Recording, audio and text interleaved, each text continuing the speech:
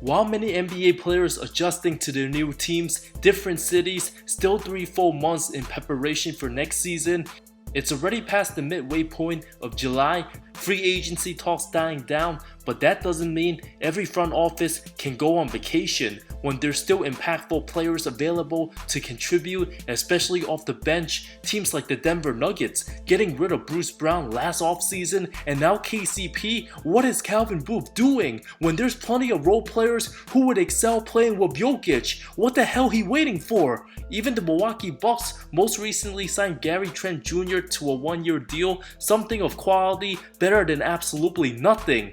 There's still plenty of big name ballers in the market, multiple reasons why they've been unsigned, starting with Tyus Jones, most recently of the Washington Wizards. Many shocked he wasn't moved by the deadline, an efficient floor general who could benefit teams like the Phoenix Suns, good enough to start for several squads. Most notable as one of the best backups for Memphis, team absolutely excelled with Morant on the sidelines. Since San Antonio signed CP3 relatively early, the now 28-year-old would have been a great addition next to Wemby, coming off the best season of his career, 12 points, 7.3 assist average, over 41% from 3. As a 6-footer, the king of assist to turnover ratio, Tyus being in a weird position, somewhat stuck in the middle of the pack between his personal goals, likely wanting to start and play 30 plus minutes and don't want to settle for another backup role, and given he's super serviceable with great IQ, also has his limitations. Defensively, way too undersized, often mismatches his opponents exploit, winning teams reluctant to make him a starter. Just being a good one-way role player don't cut it no more. There's a reason why guys like Alex Caruso view much more valuable than Jones, even with his lack of offense. The intangibles for any contending teams, second to none. Given Jones' last playoff stint versus the Lakers 2023, absolutely targeted on D, 27 playoff contests, Tyus shot just 36.5% from the field, 22 of 70 from 3. Those numbers won't cut it. With Tyus, except going back to Minnesota backing up 37-year-old Mike Conley, every great team already have their point guard. Especially with the ones having cap space, Tyus must make the decision whether to get paid or be part of a contender, content with not getting many minutes come playoff time. Too bad Phoenix can't afford him. Orlando already signed Corey Joseph. If Tyus wants to join a serious contender, it might come down to Philly or the Clippers. Luke Kennard, one of the best 3-point snipers in the entire league, still available. Memphis declined his $14.7 million team option, coming off numbers of 11 points, 26 minutes, a career 44% 3-point shooter, instant floor spacer, but could also put the ball on the floor a bit, but not healthy enough. Just 39 games played last season, super hesitant, looking for his shots. The value not always there, very limited, not a strong rebounder or defender. Too bad the 28-year-old's trying to negotiate a new contract several years past the time of the 3 and no defect contract era, missing the Davis Bertans and Joe Harris window of opportunities. The Pistons might as well get him back to play with K. Cleveland also a great option to improve the lack of outside shooting. Cam Spencer looking like the Kennard replacement if there's no team-friendly deal in place. A team like San Antonio adding shooting around Wemby alongside having Chris Paul can make Kennard an appealing piece. Isaac Okoro, restricted with Cleveland, already entering year 5, one of the least talked about 5th picks, not great enough to make headlines, but not bad enough to be called a bust, somewhere in the middle. Improved slightly a season ago, 9.5 point average, 39% from 3, but most of them pretty wide open. Looks like a capable borderline starter, but often disappears and shines away in big moments. A lackluster 17 total playoff games, just 5.8 point average, 39% from the field, breaking many threes, simply not gonna cut it. Anything around 20 mil a year with those numbers, teams ain't gonna want that. Still limited as a scorer, no mid-range game, not comfortable shooting off the dribble, good on D, team retaining Donovan Mitchell, who's undersized at 6'1 at the 2, Garland 6 feet soaking wet on a good day, Okoro being just 6'5, pretty undersized to play the 3. Cleveland's roster consists of too many shooting guards overlaps in Matt Strus, Karis LeVert, Morrell, Tyson, and Jerome. A sign and trade likely on the horizon, given Matt Strus can ball out in the playoffs. A trade to the rebuilding Nets for a vet like Dorian Finney-Smith makes sense for Cleveland. Markelle Fultz. After an absolute travesty of a season for Orlando, the former #1 pick, regardless if you say he's a bust, highly a disappointment. A season fighting for a new contract, he's averaged just under 8 points 3 and 3, horrendous 22% from 3, absolutely losing his shot during his mysterious time with the massive shoulder injuries dating back to his Philly days.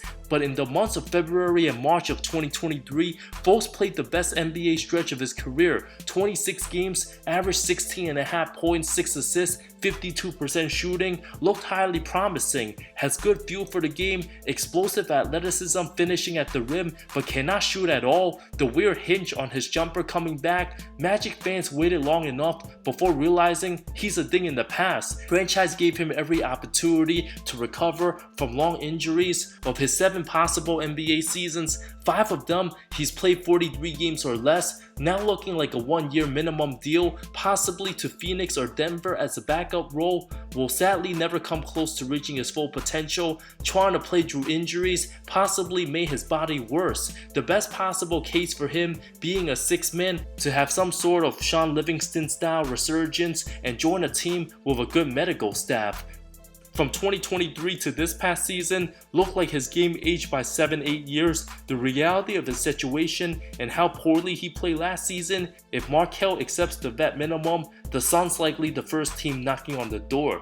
Dennis Smith Jr., now 26 years old, proven himself to be relevant. Stints with the Hornets and Nets after many assumed he'd be overseas. One of those undersized athletes relying heavily on speed, agility, and pure athleticism, but not a good shooter. His basketball skills way below average for an NBA quality guard, but has figured out to use his physical gifts, having good impacts on the defensive end, even consider switching to football to be a cornerback.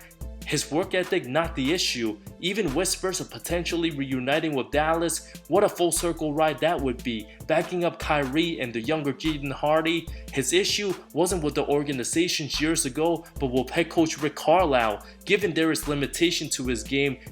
Still inefficient offensively, 29% from 3, averaged just 6.6 points on a bad Nets team. I predict he'll sign with the Miami Heat to a vet minimum within the next several weeks. His ability to play defense and hustle shall make Pat Riley smile. Spencer Dinwiddie, one of the biggest absolute losers of 2024, from deciding to take his talents to the Lakers instead of wanting to come back to Dallas, where he played a huge role in the 22 conference finals appearance, to now begging for a job in the league, trying to talk corny about the Mavs franchise. Better go out there and fight. He can be fighting to be Bronny James' full-time mentor, riding the bench. Also part of the blame for barely making any impact, lacked playing time in the postseason, from being stuck playing backup, overlapping with Gabe Vincent. Despite what he said about his former Mavs, they still have some buzz signing him, given his playoff impact as a third option 2 years ago, and putting up numbers first round Philly series with Brooklyn. The 31-year-old likely would have gotten a reasonable 4-year $60 million deal if he was a free agent last season, but one of the scapegoat for the Lakers' first round failures, likely settling for a 1-year minimum, or might not even get signed till another team's point guard gets injured. If Dinwiddie would have chosen Dallas and made an impact in the finals, he likely would have gotten a multi-year deal worth as much as $40 million, but could sadly end up being one of those role players whose career ruined after playing 1 season with LeBron's Lakers. How dare him call out his former team? Dinwiddie has nobody to blame for himself for that terrible decision that might jeopardize the rest of his NBA career. Gordon Hayward. Being an absolute travesty for the OKC's Thunder, one of Sam Presti's terrible decisions, instead of getting any reasonable backup big, the way past his prime 34-year-old could be the second to last player standing for the disappointing 2010 class behind Paul George, who might just outlast every of his draft mate by 4 years. With Charlotte, numbers of over 14, 4 and 4 in 31 minutes, empty stats on a terrible team, to providing nothing with the Thunder. Hayward's best with the ball in his hands, not a good spot-up shooter, just put up straight cardio his limited time in the postseason. If Gordon elected to stay with the Hornets throughout all of last season, he might have gotten a 2-year deal worth $20 million elsewhere, but still nothing, looked terrified every time touching the ball, didn't have the best response for his exit interview. OKC fans now despise him just like how he did Utah dirty when they finally became good. He bounced for Boston, could have been the missing piece for Donovan Mitchell and Gobert. Oops! His tenure with the C's absolutely brutal. Despite his decline on the court, Hayward's proven to not be a good vet. Now finds himself in a Carmelo Anthony situation, over laughing about coming off the bench if he can't bring any positive vet qualities to any contenders, and his game takes away development from a young player on a bad team. Hayward's NBA tenure could very well be over. Precious Achiuwa proved his worth playing for the Knicks with Mitch Robinson often hurt. A good energy guy at 6'8", playing the 5, undersized. New York didn't extend his $6.2 million qualifying offer. If any team pays him over $7 million next season, he'll sign there, but the Knicks can take him back given they lost Hartenstein and Mitch often banged up. Achiuwa's hustle, getting easy slams, and keeping possessions alive, still very valuable. The longer he's in the market, the more likely he returns back to the Mecca. Doug McDermott. The end is nearing for the 32-year-old out of Creighton. At least he played a decade in the league. Good outside shooter, but not all-time great shooting the rock. Never been a good defender. A journeyman suited for 6 different teams. Only 25 total playoff games played. Never had any exciting postseason moments except during the play-in. Career earnings over $73 million. If he couldn't get minutes on the Pacers at this point, Dougie might just have to take any offer, even from a bad team, if he wants to remain in the league. Most likely a 1-year vet minimum, or he could just be Memphis Luke Kennard's replacement for 20% of the price. Robert Covington, 33 years old, twilight of his career, one of the rare tanking hinky Sixers players to have a successful NBA career. Lacked playing time a season ago, averaged just over 4 and 3, literally in his 2022 stage of Trevor Ariza, a potential Lakers signing if he's still a free agent by August. Being an extra defensive piece to pair up with AD wouldn't hurt. Having lingering knee problems, Covington played just 29 games last season, 48 in 2023, nothing more than a vet minimum for the soon-to-be NBA retiree. Lonnie Walker IV, still only 25 years old, had his moments, the type of guy to have randomly great regular season games for a week stretch, then disappear for 3 weeks. After, when he gets injured, loses his rhythm and falls off heavily. Lonnie even single-handedly won Game 4 of the semis with the Lakers, took over down the stretch. LA still has a chance to get him back, but Rob Pelinka being super hesitant, anything more than a vet minimum would be shocking. Before the start of this season, I predict Daryl Morey picks him up. Davis Bertans, known for finessing the hell out of the Wizards, his biggest accomplishment to sit out during the bubble. After a huge contract, that's his NBA championship. Getting that bag, still shockingly aged 31 and not 35. He's nothing more than a vet minimum, being 6'10", averaging less than 2.5 rebounds for his career, an absolute definition of a one-trick pony. Laughed about being waived by the Hornets. Any 12-man at this point rather enjoy life outside the NBA than play for either the Hornets or Wizards. Being one of the most unathletic players with no lick of defense, no role for him, especially for a contender. Overseas in Europe likely the case. Marcus Morris, age 34, on the decline last season, called out former teammate Jared Allen for missing games.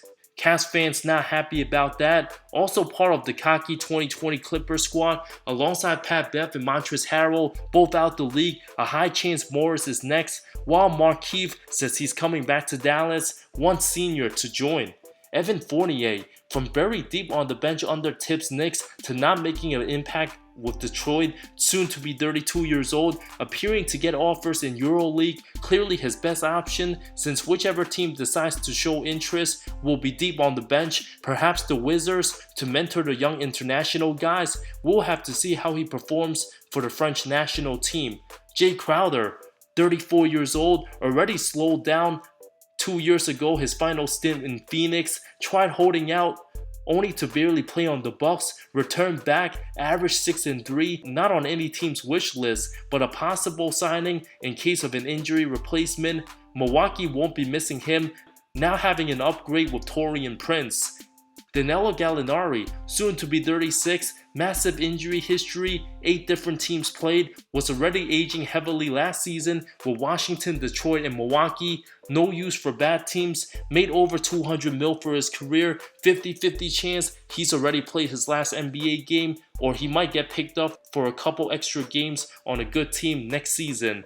Cedi Osman, only age 29, one of the most inconsistent players in the league, looking like a minimum. Teams like the Bucks, Lakers, and Suns possible scenarios. Talen Horton-Tucker, many haven't thought about him since his Laker days. Inefficient, needs the ball in his hands, a true tank commander, overhyped being in LA, now more known for being the oldest looking 23-year-old in the association. His value, lowest it's ever been, at least he's already made 33 mil if no one's interested. If he does indeed go overseas, we'll be seeing some crazy dunk highlights on social media. Devontae Graham, age 29, gets buckets when he has the ball in his hands, but every team moved on from him, limited with San Antonio. His second season will always be his most memorable in the league, pretty much in the Isaiah Thomas stage of his career, an empty stats bad team guy, way too small to play any defense, overseas, the likely case. Landry Shamet, the king of second round exits, the biggest curse of all contender curses, from the bubble Clippers, 21 Nets, 22 Suns, 23 Suns, now weighed by the worst team. Good teams shall stay away. Honorable mentions Robin Lopez, JaVale McGee, both 36, being role players all their careers and clearly on the decline. It's time to say farewell. Justin Holiday, Tristan Thompson, and Patty Mills. Which one of these big name unsigned free agents shocked you most they're not on a team? Your thoughts on the comments below, and I'll see you next video.